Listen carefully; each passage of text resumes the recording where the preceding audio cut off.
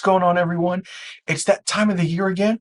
Time for my top 10 short horror films of 2022. Now, in order to be in this top 10, you have to have a release of a short horror film in this year and nothing before January 1st, 2022.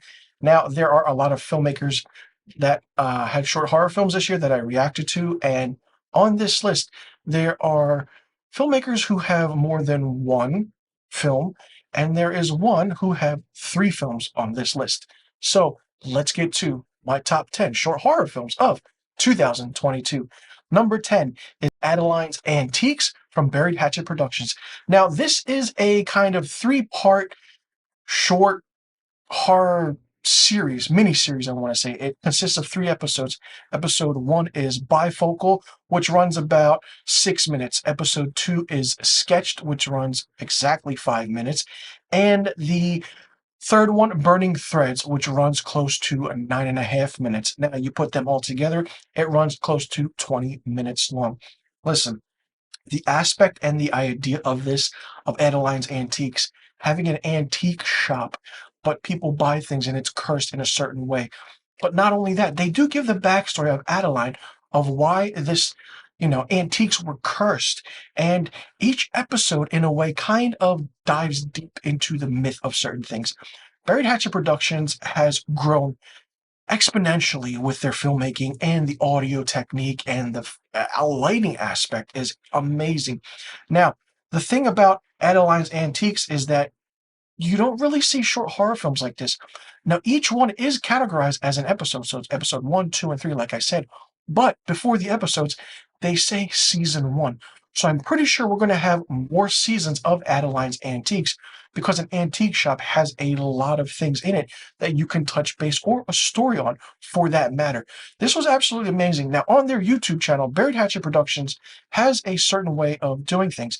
So they released the first 3 episodes, I think, weekly, in 3 weeks, and then they combined all the episodes together into one big video. It's absolutely fantastic of what they did. I loved it. It's very shocking at times of how they do their short horror films, but it's worth it, and it really, really pays off in the end. So number 10 on my list is Adeline's Antiques from Buried Hatchet Productions. Number 9 on my list is Death Record from Social House Films. Now, Death Record from Social House Films is a 3-part miniseries as well. Now, this time, something about a cursed record is doing certain things to people. Now, it's part 1, part 2, and part 3. The storyline that Aaron Fradkin and Victoria Freites have done with this is absolutely different. Part 1 is close to 15 minutes long. Part 2 is, I believe, 10 minutes long. And then part 3 is 12.5 minutes long. So you combine them together, and they're close to 35 minutes, I want to say, give or take, of a 3-part story. It starts off in a way where you try to understand what's going on, but then it goes into how everything happens. And it's really, really good. Like, part 1 wasn't as scary, but then we got into the part 2 and part 3 aspect of it, and it was really different. Each story is done in a different way, and a different aspect, and different point of view of why this record is cursed. Robot Disco Puma does an amazing job with the music, and for Social House Films to keep using him as their composer is absolutely fantastic, because it gives like a subtle feeling to it, but with the music creeping up slowly. But it's that normal short horror film effect, where it's not feature-length short horror film where you have the music rising and stops and then there's a scare. This is simple. The music goes up and then all of a sudden it stops. And then you look around everywhere where your surroundings, like the main character is in every short horror film, and then bang. You expect something and you don't, and then all of a sudden it hits you. That's what Social House Films is known for. And this was really good, and it was scary. It was creepy. There are subtle imagery in it that makes you think, like, okay, there are certain inspirations and Easter eggs of it. I do like, there's one scene in part 3 where Victoria, the actress who plays one of the characters, is panning around, and all of a sudden you see a face, a quick flicker of a face. That reminds me of the director's cut in The Exorcist, where we see Pazuzu's face above the oven when Ellen Burstyn's character is walking through the kitchen. The lights are flickering. It's that quick little flash. It reminds me of that. I don't know if that was intentional for Social House Films to do, but it was done really, really well. I absolutely had a great, great time with this, which is why Death Record is number 9 on my list. Number 8 on my list is another one from Buried Hatchet Productions. This one's called Shell Shocked. The aspect of Shell Shocked is a psychological horror where we see a TV buyer who kind of buys this television but is haunted by a war videotape that is done things in it where they do certain aspects of how things are done. But it's the snowy screen, the black and white aspect of the character that comes through this and try and goes after the main character. The main character is called the Man in the House, and this is played by actor Ron Fazio, who was in the Toxic Avenger Part 2 and Part 3. How Buried Hatchet Productions got this actor Ron Fazio to be in their short horror film is absolutely fantastic. It definitely gave them a boost in credentials of what they can do and who they can get into their short horror films. And this was really, really fun. What really stood out was the CGI and the visual effects aspect of it. It's so crisp and clear. It's like the way it was done, like the film being around the neck and then trying to release it, everything, the movement was good. There weren't many breaks in the CGI where if you're actually trying to break down of how this was done, uh, you could absolutely see like certain aspects of green screen being used, but it was so crisp and clear. Like I said, it was really, really good. The story is good. There is a jump scare in it that I didn't expect at all, and it's just mind blowing of how everything was done. And Ron Fazio was really, really good in this. I want to see more of Ron Fazio in more Buried Hatchet Productions short horror films because I feel like it just gives it that one little oomph and it just makes everything really, really interesting. They also have the making of Shell Shocked, and if you see the making of the behind the scenes of any aspect of a short horror film, do so because you'll be blown away of what goes into the criteria of what, how, and what to do to make a short horror film with the audio, the lighting, and even the filmmaking and how you place the camera for the blocking, or even not breaking that 180-degree rule of we know as filmmakers in this film. And they didn't do that at all. And it's really, really fun to see because you get reaction and action shot. It's so, so good. Which is why Shell Shock is number 8 on my list. Number 7 on my list is The River from Super Freak Media. Super Freak Media has been coming out with one horror film every year for Halloween, and this one didn't disappoint. It's about a woman who goes kayaking on a river, but there is something lurking in this river, and we don't know what it is. The story is really good. The story is done well. The directing is done well. Now, it's always hard to do a short horror film, or a horror film for that matter, with water. We all know that with Jaws, and yes, Jaws right here is a horror movie, which is what Steven Spielberg directed back in 1975. And The River is very much different. The drone shots, the upward shots are great. The close-up shots are great. The aspect of the water shots in the river are great. And there are really about 2 or 3 jump scares that really get you at times. And even with the audio, it's just that creepy and that more scary than what you would ever think or imagine, which is why The River from Super Freak Media is number 7 on my list. Number 6 on my list is Cal from filmmaker Carlos Omar de Leon. Now, Cal is something you would never think of. It's about a clown. A woman receives a package and the clown is in there. And this clown is just wreaking havoc, but it's a toy doll clown. Creepy. I'm not a fan of toy dolls. I'm not a fan of clowns. They're just really abstract in their own mind and art.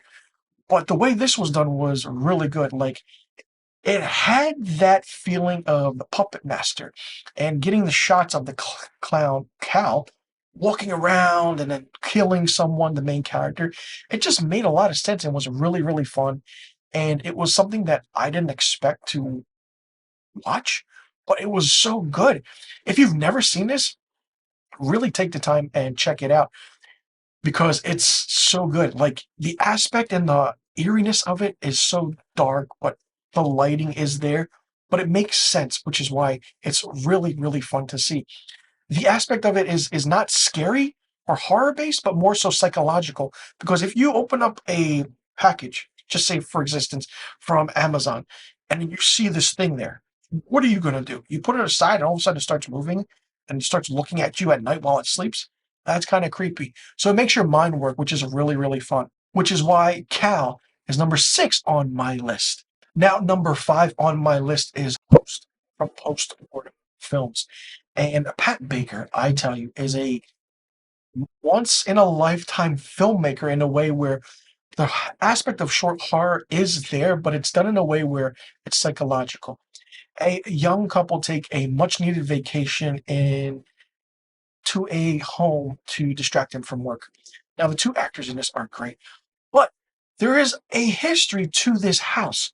Not only are the young couple that are there, they're also, the girlfriend or wife gets visions of another woman. The aspect and the shock you see at the end of how everything plays out is phenomenal. The storytelling is something like you've never seen before. The movie runs close to 25 minutes long. It's a really, really good length for a short horror film. The lighting is great. The house that the setting is in is its own thing. The banners, the staircase, the rooms, even the hidden doorway we find. Like everything just blows you away. And it's just has that Haunting of Hill House vibes because it's like that grand mansion and then two people in a grand mansion. What could go wrong? A lot of things can go wrong. So, I mean, Host is really, really good, which is why it was number 5 on my list. Now, number 4 on my list is the third film on this list from Buried Hatchet Productions, which is The Fiddlewig Society. It runs close to 6 minutes and 41 seconds long, or 6 minutes and 50 seconds long. And it's a very, really great, interesting short horror film with the story and the aspect. We have the Society of the Fiddlewigs. What is it? When you watch this, you find out what it is. And knowing that the Dormani brothers used, certain actors in it, and they even used their father in this as well. And if you can spot the father, it's really great. Like the costumes are great. The society aspect is great. The history of it is great. Buried Hatchet Productions is creating their own universe of horror films where I believe there's going to be a film where everything is connected at one time.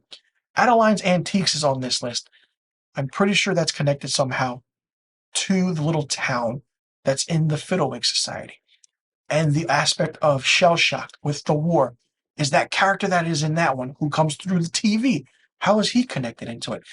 I feel like Buried Hatchet Productions is doing things in a way where they're not saying everything's connected, but they're going to surprise you with everything that's going to be connected. It's done really well.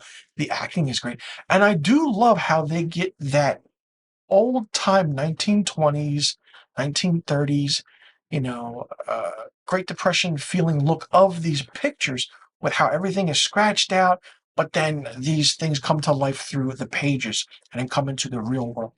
I want to see a sequel to the Fiddlewig Society more so than anything else because I love the lore of horror films. It's like, okay, what can you do? You can do a prequel, you can do a sequel, you can do many things. You can go back and forth because there's so much story to tell. And with the Fiddlewig Society, there's a huge amount of story to tell, which is why I want to see what happens, which is why the Fiddlewig Society is number 4 on my list. Number 3 on my list is Sleeping Sounds from Jared Moore. This short horror film is 3 minutes and 33 seconds long. And if you double that, of course, it's 666. But the aspect of it is so much different than what it is. The thumbnail to this is like, oh, what can we expect? The sleeping sounds is there. Someone is sleeping, the paralysis of it, the sleep paralysis aspect. And then when this character sees what is kind of haunting him, we see that it's creepy in a way.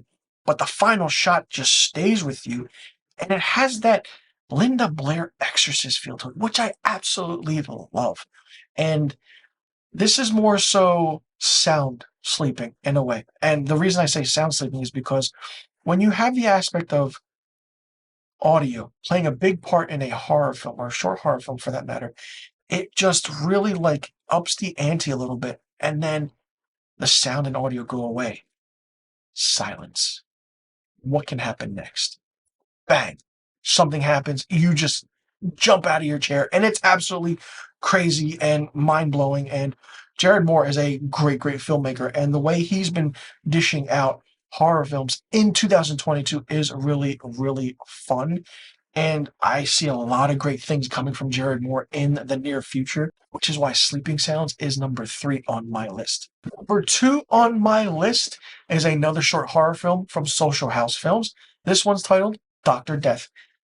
This is creepy in a way where we get that found footage look and feel to a horror film. And not only that, Victoria Frats plays a character where she's reacting to a short horror film that she's watching, much like everyone else does on YouTube and much as I do as well. So when I saw that, it was a really, really great thing to see and her playing with that. And then what could happen if you watch certain things? Like, can you be cursed or can it be cursed? And then it goes into the aspect of you being watched. Like, what's scary, what's not scary. The thumbnail is really, really creepy, like the aspect of how everything is done. The psychological horror feeling to it is different than what you would actually think it could be. The ending is really, really good. It's just that momentous, quick ending for a short horror film. This short horror film runs 8 minutes and 45 seconds long. Not only that, Corey Kenshin, who is a big, big YouTuber, makes a cameo appearance at the end of this. And it's really fun to see because he does react to their short horror films. And seeing him in this was a really, really nice touch. And just seeing Dr. Death, it's like you watch this video, it moves on to someone else. It keeps going and going. It's like The Ring, but with a different twist, which is great because the originality of it is there, but then they use their own aspect of how they can scare you in a way where, oh, react to a YouTube horror film, short horror film, what happens next? That's why it's so good and so perfect, which is why Dr. Death is number 2 on my list. So here it is. You're anticipating it. What is the number 1 short horror film of 2022 that made my list? That short horror film comes from Carlos Omar de Leon, and it's titled Bad Company. This short horror film left shock and awe and really stuck with me for a very, very long time. If you haven't seen this, please watch it and you know exactly what I'm talking about. The prosthetics of what the went into the so-called creatures, I want to say, that are in this are different. There is a shock factor to it, more so once than you could think. There is a scene where you just go, holy shit, what just happened? And then it just keeps going and continuing. It's so good. It's something that really scared me in a way because, something like this could happen, but it couldn't happen. And then the aspect of the psychological feeling to it was interesting, but it made sense in a way where they grab that psychological horror aspect feeling to it and they don't let go until the short horror film is over. And just for it being a short horror film, I mean, it's 5 minutes. It's a 5 minute effective short horror film where you see something and it's like, okay, what is happening? And it's like the aspect of these creatures or these vampires, I want to say, had that look of From Dusk Till Dawn, what the vampires look like in that movie. Little bit homage to that, but in a different way. When you put 2 and 2 together, and with a 5 minute short horror film like this, you get the aspect perfectly and understand what the story is from start to finish. And when a short horror film does that, it's absolutely fantastic. The lighting grabs the attention.